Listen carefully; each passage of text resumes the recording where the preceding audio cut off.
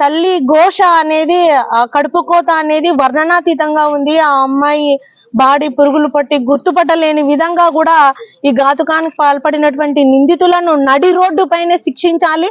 ఇటువంటి ఘాతుకానికి ఎవరైనా పాల్పడాలి అనే ఆలోచన చేసిన వెంటనే కూడా వాళ్ళని శిక్షించాలని కూడా మేము ఈ సందర్భంగా వైఎస్ఆర్ కాంగ్రెస్ పార్టీ నాయకులు అందరము కూడా మేము డిమాండ్ చేస్తా ఉన్నాము.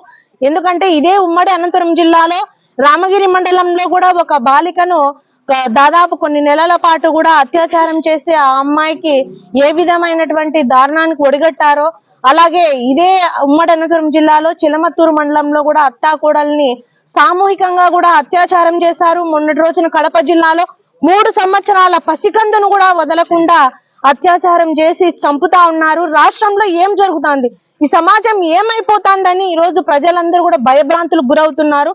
మరీ ముఖ్యంగా కూడా అమ్మాయిల యొక్క తల్లిదండ్రులు అమ్మాయిలను బయటకు పంపించాలి అంటేనే వాళ్ళ గుండెలు దడదడ కొట్టుకునేలాగా ఈ రోజు కూటమి ప్రభుత్వం పాలన చేస్తా ఉంది. ఇదే చంద్రబాబు నాయుడు గారు అధికారంలోకి రాకముందు చెప్పారు, మహిళలకు పెద్దపీట వేస్తాము, మహిళలకు సమాన అవకాశాలు కల్పిస్తాము అని అన్నారు.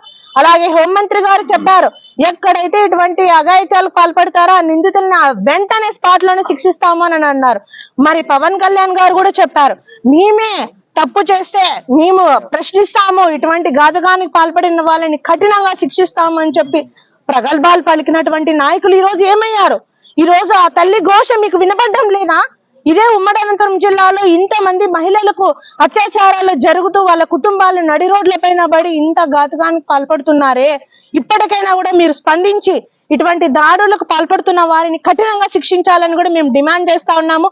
మీరు శిక్షించలేని పక్షంలో ప్రజల తరపున వైఎస్ఆర్ కాంగ్రెస్ పార్టీ వారి అజెండాను తీసుకొని ముందుకెళ్తూ ఆ బాధితులను నడి రోడ్డులోనే శిక్షించేలాగా వైఎస్ఆర్ కాంగ్రెస్ పార్టీ చర్యలు చేపడుతుందని కూడా ఈ సందర్భంగా తెలియజేస్తా ఉన్నాము.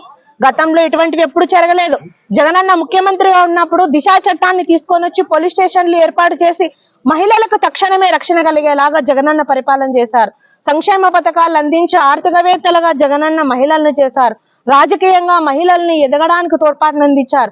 ఇటువన్నిటినీ కూడా మీరు పరిగణలోకి తీసుకొని ఇప్పటికైనా కూడా బుద్ధి తెచ్చి ఇటువంటి దాడులకు పాల్పడే వాళ్ళని కఠినంగా కూడా శిక్షించాలని మేమందరం కూడా డిమాండ్ చేస్తా ఉన్నాము.